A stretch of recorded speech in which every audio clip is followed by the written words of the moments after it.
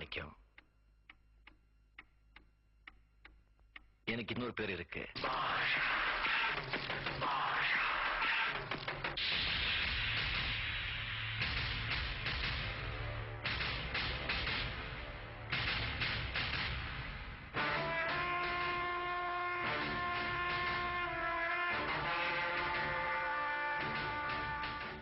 வெளியில சொல்லிட மாட்டீங்களா?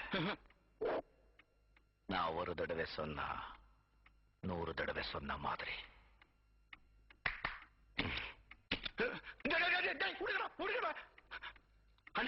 ஒரு சீட்டு என்ன 100 சீட்டு தரேன், 1000 சீட்டு தரேன். அண்ணா காலேஜ் உங்களுக்கு தரேன். அண்ணா நீங்க அந்த சேர்ல உட்காருங்க. வாங்கண்ணா ப்ளீஸ். நான் வரேன். அண்ணா நானே என் கார்ல உங்களை. இருக்கட்டும். உனக்கு சீட்டு கிடைச்சாச்சு. ஆமா, நீங்க அவர்கிட்ட என்ன பேசுறீங்க, என்ன சொன்னீங்க? உண்மையா சொன்னேன். Not fluent in Kannada. My mother tongue is Marathi, and I'm from Chennai. So as you know, people from Chennai cannot speak any other language other than Tamil and their own mother tongue. So therefore, I'll have the speech in English. So when Acharya told me about, talking about, how Satsanga has, helped me or transformed me, and that was the topic that was given to me. I was telling Acharya that I don't think, I looked at the other topics, and based on, the high level of topics that people were presenting and the people that were presenting, I thought I was not the right person to be even in that list of speakers. But if Acharya says something, we cannot say no. So I said, okay, let me give it a shot, and I'm doing this. This is going to be very different from what you have heard so far. This is not a scholarly work. This is very a simple man's journey over the last few years. So the way I'm going to talk about this is using an example of a movie called Basha. I don't know how many of you have seen this movie. It's Rajinikanth's very famous movie called Basha. I hope the Pandits don't walk away when I say this, but that's how I relate to this, so I'm using that as an example. So in this movie, in the first half of the movie, they show Rajinikanth as a very simple man. He's a hard-working guy, he's an auto driver. Ram Prasad is very excited when I'm talking about Rajini's movie.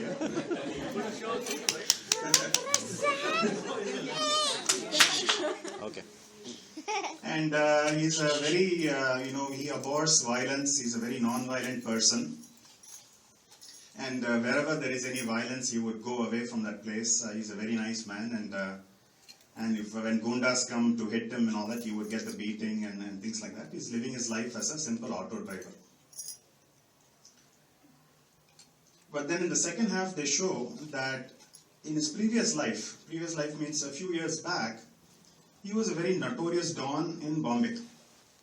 And he has done all kinds of various things, murder and all the things that you would associate with a don. But he has given up all those things and he's living this life as Manikam. That is the name of his name and the character as the auto driver. But very few people don't know that Manikam was actually Badshah in Bombay, a very like a Dawood type of a guy. So there's a lot of similarity between that story and my story. You scare us now. Similarity, I mean, it's not exactly the same.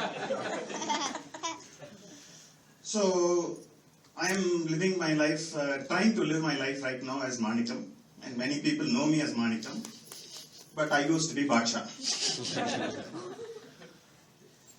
And that is the theme of this presentation. So, my personal journey from being Badshah to Manikam.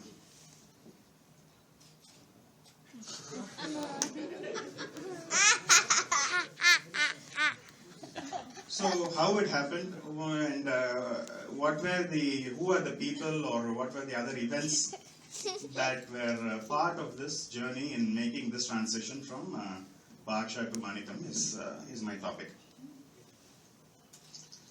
So, this one I wanted to, I was not sure how much I should go into my life as Basha. My friend Ramapriya is here, I was asking him, boss, how much details should I give? If I give too much details, maybe they won't allow me to serve or do other things, and maybe they will kick me out of here. So he said, don't go into too much details, don't take that risk, just talk at a very high level. So I took his advice. At that time, if you told me Sandhya Vandanam, I thought you would be referring to Sandhya and Vandana as two women. That's what I knew about Sandhya Vandanam. Absolutely no concept of puja. I would never say I was an atheist. I always believed in God and I was spiritually inclined. But there was no concept of puja and other things in my life. I openly disliked people who are very religious. In fact, I would say, the bigger the nama, the bigger the fraud he is. That was my way of thinking at that time. So I would avoid those kinds of people and I would view all of them with very deep suspicion. Obviously, no respect for Indian values and culture. Our family in Chennai is well known in the Madhva circles, and any yati that comes to Chennai would come to our home. And I think the last time I got Mudare was from Satya Pramodaru when I was maybe 10 years old or something like that. After that, never had that thing. And I would tell my parents, this is like a tribal tattoo kind of thing. Why should we do these kinds of things? This is crazy. I'm not coming. And I was very known for my parties that I would host. If somebody can get me a glass of water, that would be good. I'm having some throat irritation.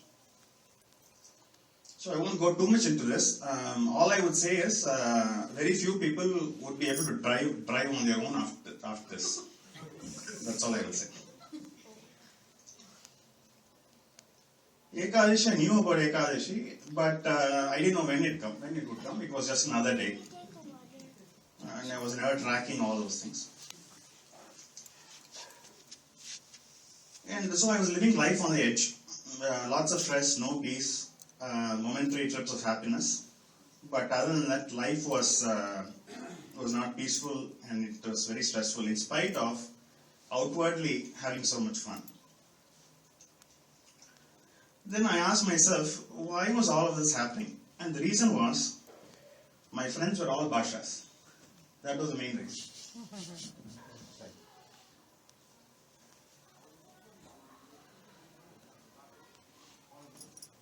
So, that shows that the people that you associate with lead you down a certain path and you live a lifestyle to fit into that group.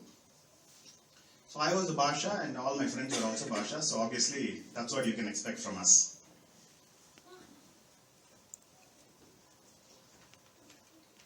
Then the seed for Manikam was planted by Satyatma. And whenever I talk about him, I start to choke, so I have to take another sip of water. So a few years back, I'd met him. I think it was in Tirukovilur. And got Upadesha from him, mantra. I just asked, I didn't think that he would give it to somebody like me, but he did. I guess he saw something inside that I didn't see at that time. And he has come to our home many times. Satya Pramodaru has come many times. But I have never had the opportunity to meet him. I would either be out with my friends or upstairs somewhere or doing something else. But when I had the opportunity to meet him, I guess the time came, and then I met him, got Upadesha from him, Mudre, Mantrakshita and all that. And I think that was the turning point. Then there were others who were part of, influencing me and encouraging me along that. And this you recognize, I think, Santosh. He was here with us in Houston. And I also used to live in Houston. And both Santosh and I used to work, we still work for the same company, we work at HP.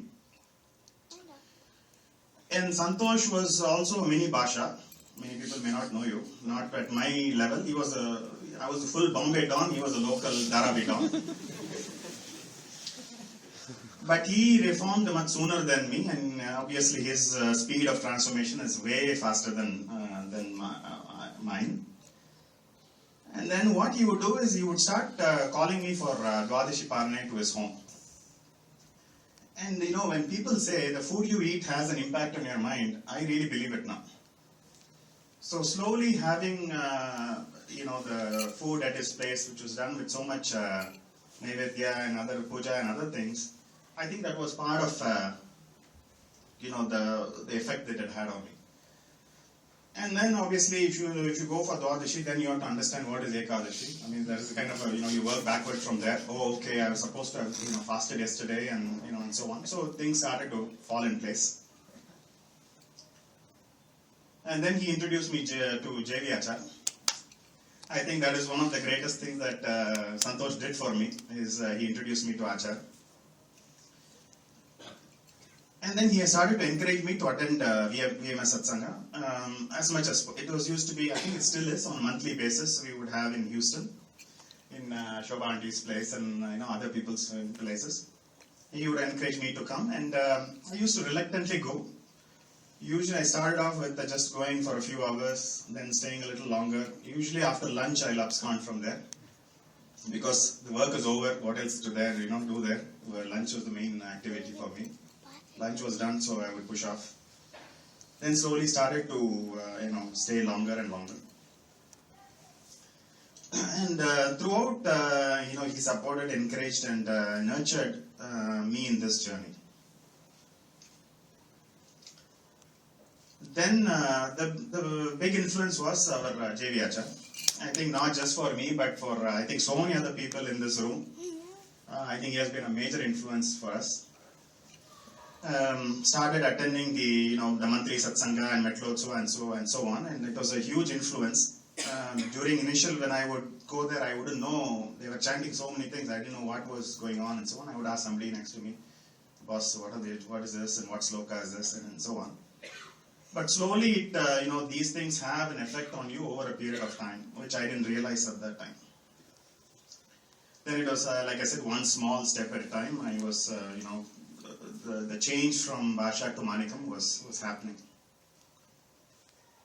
There also I met other Manikams. So the first time I got exposed to Manikams, I've only seen Bhashas. I've seen these Manikams, I was like, oh, okay, there are people like this also in this world. Okay, that's interesting. Okay. Then the transformation started. I think I can give a whole speech on JV Acharya and the influence he has had on all of us. But I think, he's the dynamic force behind all our satsangas. This would not be the same without him. Everybody agrees or not?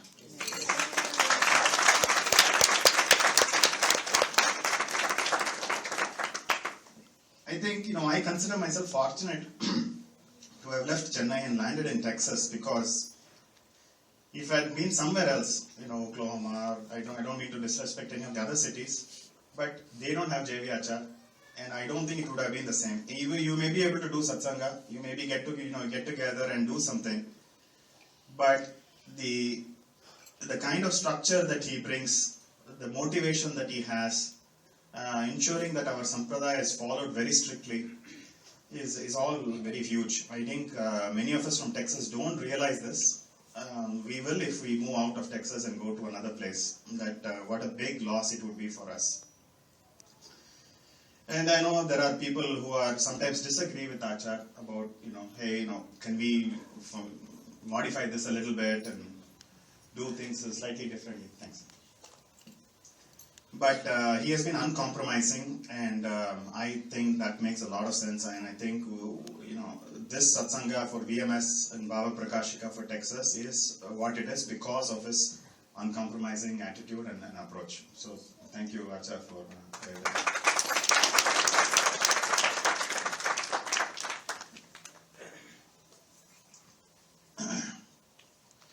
Then Ajay Durg, he's here with us. He didn't know I was going to talk about him. So while this was happening, I would tell myself, okay, all this makes sense for people who are not really focused on their career, who are not really doing well in their career. Okay, for them, okay, it makes sense. Maybe they don't have a very stressful job, or maybe they don't travel that much, and so on. So for them that makes sense, but for me it doesn't make sense. Then when I looked at Ajay, I mean, he holds a very high position in Intel. He's one of the thought leaders in Intel. He will not reveal it himself, and he travels all over the world, but he doesn't leave our rituals or procedure no matter what. When he comes to Austin from India, he would come to our home. Sometimes he would land very late at night, but still he would do his Sandhya Vandana and only then have his meals. And he travels business class, and you can imagine in business class what kind of wining and dining is available, but he doesn't eat any food there. He drinks hot water in the plane, and I think he carries his own Horlicks or something like that. And he would travel to Finland and other places and carry his rice cooker and other things. Then, it dawned on me, if Ajay can do it, I'm nothing compared to him from a career standpoint. So definitely it's possible for us to do this. It's possible for us to, uphold our Sidhanta and do all those things and still have a very successful career. So that I wanted to mention Ajay because that was also a very key sort of data point in this overall puzzle. He's already in Satsanga in India as well. Oh. He'll be there as well as Satsanga here also. Yeah.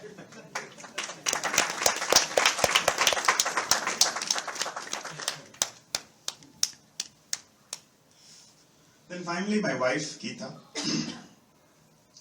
I think, our spouse, and wife or husband has a very, very big impact on our life. And I think, I consider her to be Satyatma Tirtharu's blessing to have found her. Of course, Santosh and Savita played a major role as the middlemen between the two of us. And they were responsible for us getting married. She could have easily turned me back to Basha. If that's what she wanted to do, and if she had not, in fact, been strict on certain things, or if she wanted to lead a certain lifestyle, all I needed at that time was an excuse. And the excuse could have been, oh, my wife doesn't want me to do all this, so let me get back to that. So I think we underestimate the value of having a very good wife or a husband in our sadhana. So for people, Sri Krishna and Dilip and other people who are yet to jump into this well, please take your time and be very careful about the kind of spouse you find, because Whom you jump into the way to the bed. Oh my God. Choose a careful partner to get into the bed. because that can really have a major influence. And I know some people who were were very good before, and because they didn't get the support and other things from their spouse, are forced to not being able to follow all these things.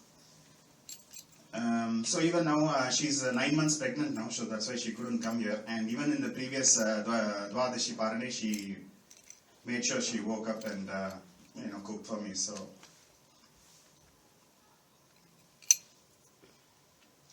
So where am I in this transformation?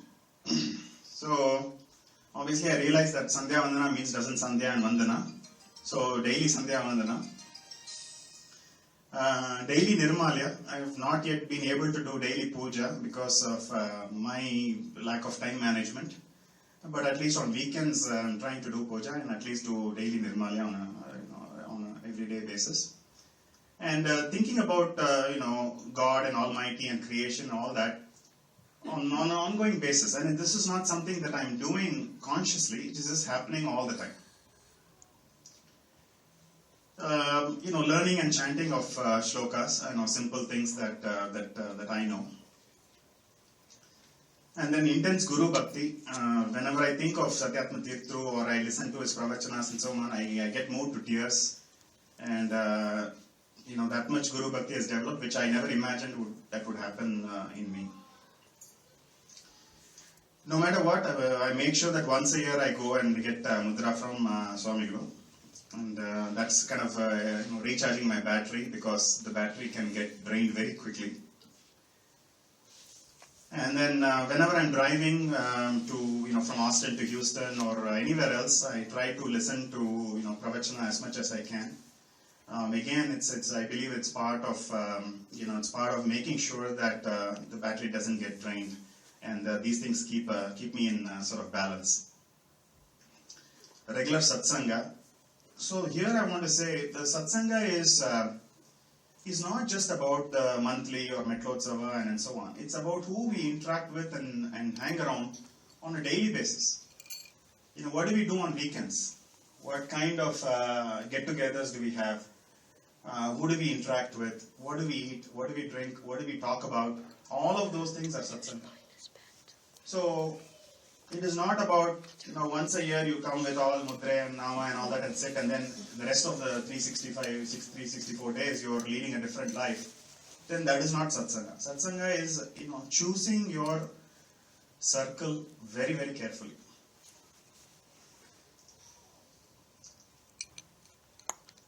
And then Ekadashi, with God's grace, I have been able to do Nirjala Ekadashi.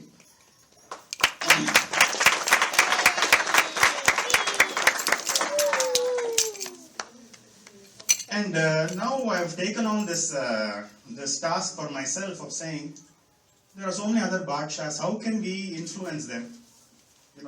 Because if J.B. Acharya goes and tells them something, that may not appeal to them that much. Because they already hold him in very high regard. They know that, what is he? He has never seen the other good side. So quote unquote, right? So, but if I go tell him, look, whatever you're doing now, 1,000 times more I have done. So don't give me that. I have already seen it. I've seen that side. I am telling you, this side is a lot better. Please come this side. So I feel I have more credibility when I talk to Badshah.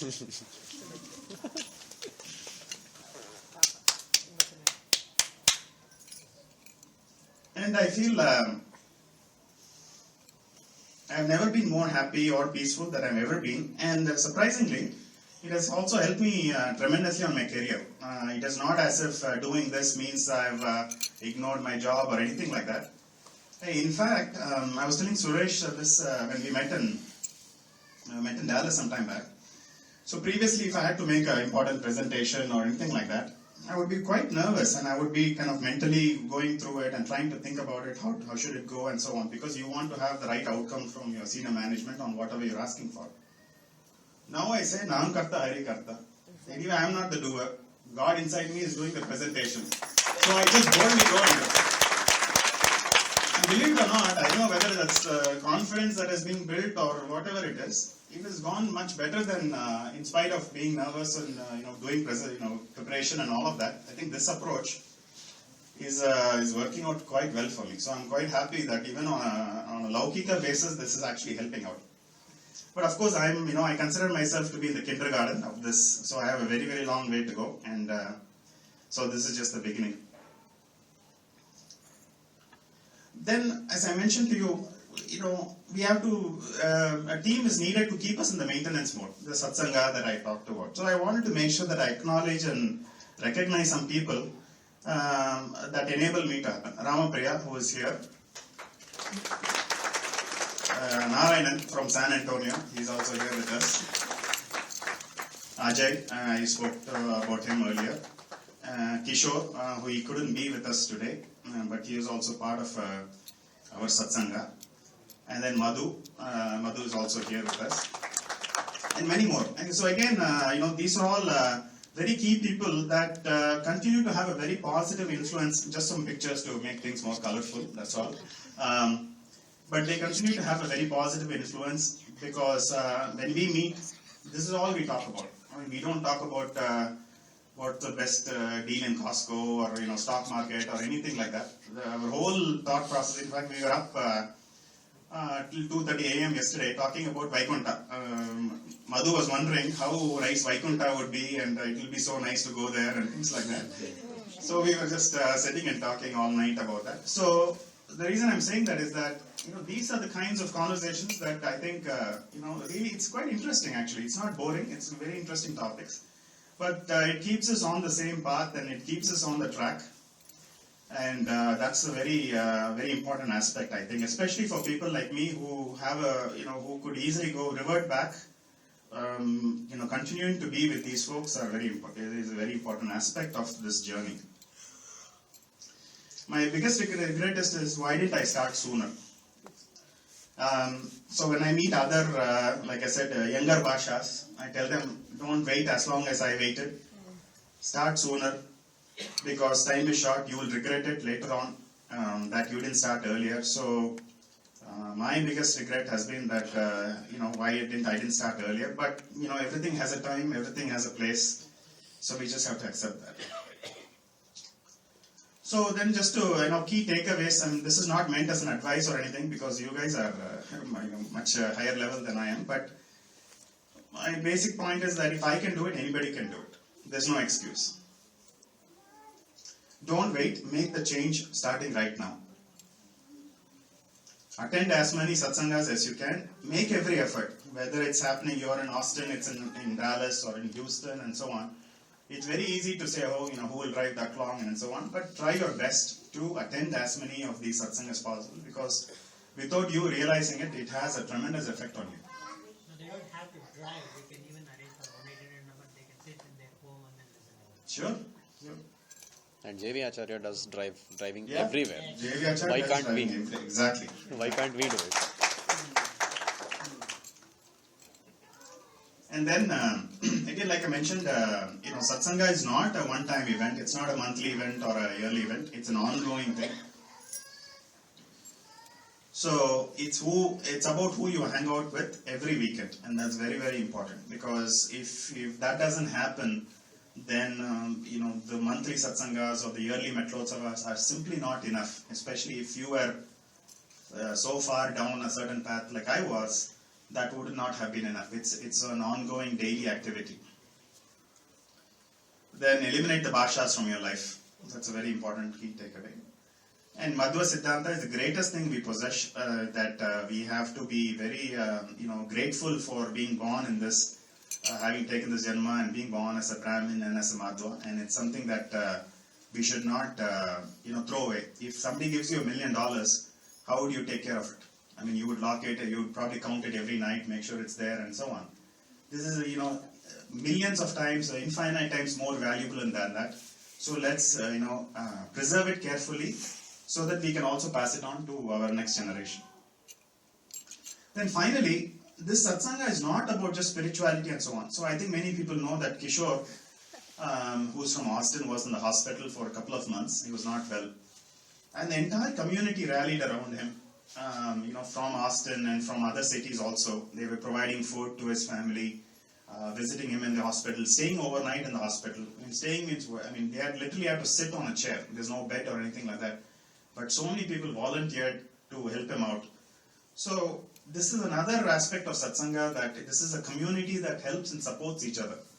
And this was a great example of that. It's not just about coming and chanting something, eating food and going away. We look out for each other in non-spiritual ways also. So this is a great example, and I want to thank everybody that helped out Kishore.